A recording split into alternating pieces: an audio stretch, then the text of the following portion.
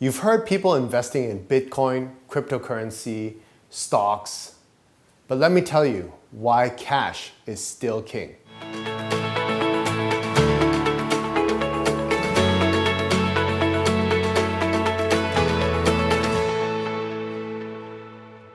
My name is Gary Wong from GaryWongRealty.com. I'm the author of the book on Vancouver real estate. And once again, we're here with my business partner, VIP client, and great friend, Peter Young. Welcome to the show again. Thank you, Gary. So if you've been following us for some time, we've been shooting a series of videos on wealth and money and what the billionaires invest in and what the beginners, how to get started into investing. If you haven't seen any of those videos, click the links in the description below or any of the links in the video somewhere. And today we're going to be talking about why cash is still king. In an age where people are investing in cryptocurrency, Bitcoin, real estate, robotic investing, why is cash still king? So Peter, tell us about that. Well, at the end of the day, what I've come to realize is, well, first and foremost, let's go back to why cash is really important.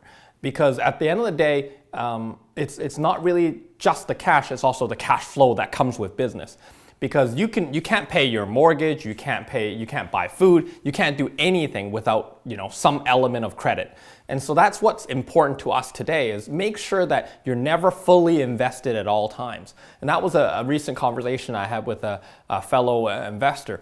You need to make sure that there are times that you're investing and that you're investing a lot of your capital, but at the same time know that it's important to have that liquidity, know that it's important to have the ability to access cash when you need it, because you can't get invested into properties if the market took a big correction and you've been eyeing this area for a very, very long time. You can't buy it because at that point in time, wouldn't you agree, Gary? The mortgage regulations are going to be down. They're going to scrutinize a lot. It's going to be very hard for you to get that property, especially when there's a correction, a major correction. So you need to have that financial ammunition that you're able to actually get properties when everybody else isn't. And that's when you get the best deals. That's in real estate. So the problem I see that most people have is, first, they're not able to save. And so when they actually have money, they invest it right away. And then hence they never actually have a cash pool to pull money out of. So what do you say to someone like that who's struggling with that? Well, that's a very good point, Gary. But there's a few things that comes with that. Investing doesn't mean that you have to invest into all the different things that are liquid, right? So, for myself, I actually choose to buy bonds, and that allows me to have some element of liquidity. When I see an opportunity, I can have a very high 2-day to 4-day turnaround that I can bring that back into cash. I'm now able to invest into whatever I want at that point, whether it's a good value. And same thing, we covered on Brexit and the pound. We talked about how the Canadian currency has gone from 1.35, 1.38 down to 1.20 in a very short period of time, back to now 1.28 to 29. And that you got to have cash in order for you to be invested in the game. Otherwise, you're just going to watch it. Whatever goes up, whatever goes down, it has nothing to do with you. So it is imperative that you invest, and you invest into a portion of your investments into something that may be potentially a little bit more liquid. So until you have that commitment, okay, you know what, I'm gathering all my resources to buy that home. That might be a reason why you do. But otherwise, once your home starts getting that income, now you take some of those income and diversify into projects or into elements that you think are going to be short-term, mid-term, and potentially long-term. Have that available. So what kind of practical advice? I know people watching are like, okay, so how much, Peter? How much? Is that $100? Is that 10% of my wealth? What numbers should I go by? Well, let's say this. I mean, today, I would say probably in the ranges of 20% should be something that's liquidable, right? So at least you have the ability to make a down payment, but it also depends on the amount. So, this also has a lot to do with the views, right, of what you believe in right now and what do you see. And this is why education is so important, at least understanding about 2 or 3 things that you really are prepared to make a plunge at. So whether it's real estate, stocks, bonds, bills, whether it's going to be down the aisle of investing into businesses, or whether it's to open a restaurant, make sure you have 2 or 3 things that you're ready for. right? And that is what is going to make that big difference. It's not always going to be 20% of $100. There's no rule that you can really draw to that, because if you're going to open a restaurant, it may cost $100, $200, $300,000. If you save $25 every month, it's going to take you a long time to get there. Right. But nonetheless, the rule of thumb is always have your money invested where it's slightly growing. And some of those things could be very liquid, like ETFs, or perhaps in robotic investing, or even at the very least, have it in even term deposits. They still exist in a portfolio. Maybe perhaps not as much when you have a lot of other real estate where you get a lot more liquidity.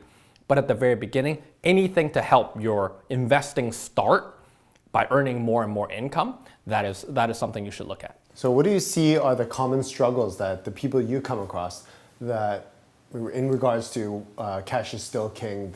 What are the struggles that they have? Well, when you see opportunity, right, the struggle that they have is a lot of times you think, well, I need all my money invested, right? So when opportunities come, they can't reap the benefit of those opportunities. Again, that risk. When the risk comes, opportunity comes usually with it. But when that opportunity comes, you have to have some sort of ammunition to utilize. And that is very important. So a lot of investors, they look at what is the Canadian marketplace doing, or perhaps what the Chinese marketplace is doing, or what the UK marketplace is doing.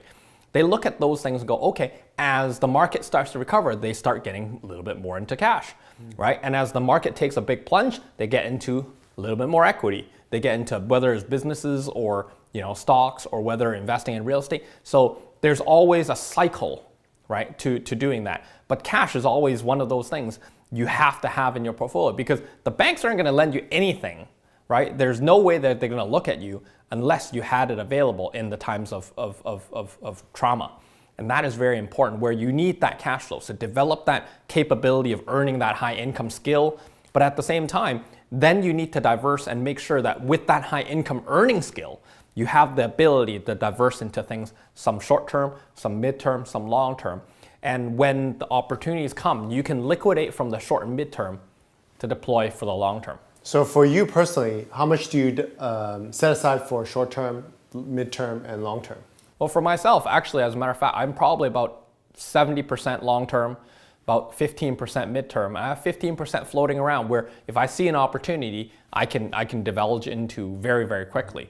Because opportunities don't wait. They're not going to wait around for days. They're not going to, when it gets in the news, when it starts getting promoted, when it starts getting advertised, by then usually Too late. I wouldn't say too late, but you certainly missed the cream of the crop. You've missed the very beginnings of it. But again, going back to it, the high net worth, they invest with a lot of due diligence. They do it very, very quickly. They don't take their time and go, oh yeah, you know what, when I have time next week, I'll look into it. That usually doesn't happen. They look at opportunities very, very quickly. They have a lot of experience because of it, because they've looked at so much, and they're able to use their resources very, very quickly, where perhaps it may be your funds are sitting in term deposit, but you can leverage against it. So it's access to money. And that's where cash flow is sometimes neglected. People just look at cash. Well, yeah, does it mean just money sitting in my bank account? No, it oftentimes could be the line of credit that you can borrow against it, or perhaps the ability for you to access that money. And that's the key. Because I think many people hear that and say, oh, well, I have a bunch of money in my GICs, or I have a bunch of money in my checking account. But you're referring to planting your money in something like bonds or term deposits that are where, because some term deposits don't allow you to take money out until the term finishes. But what are you referring to? Yeah, I mean, I certainly see ETFs, or I see the stock market, right? But I don't look at it. Here's the thing. Banks make money for its owners, not for its customers, right? So as a customer, we're the ones that they take money from, and they lend it to ourselves, our friends, or our family. So I would much rather be the owner of banks than to be the client of the bank, right? And so that's just the psychology. A lot of times people go, oh, it's about putting money in the bank. I go, no, it's not necessarily. So have access to it. So that's where I would say short-term things that could apply could be stocks, could be bonds, but bonds usually in bigger portions. I'm not a huge believer of mutual funds myself, but at the same time, you can invest into real estate that allows you to get that cash flow, and that's having access to cash too, right? Because if you have it invested in real estate or you have it in income earning vehicles, each and every month you have that income being generated. And that is also access to capital. So I would say like the toughest, the biggest problem that people have would be actually setting money aside in investment vehicles that are liquid. Yes. So you would suggest something like either access to, because you said it's all about the access.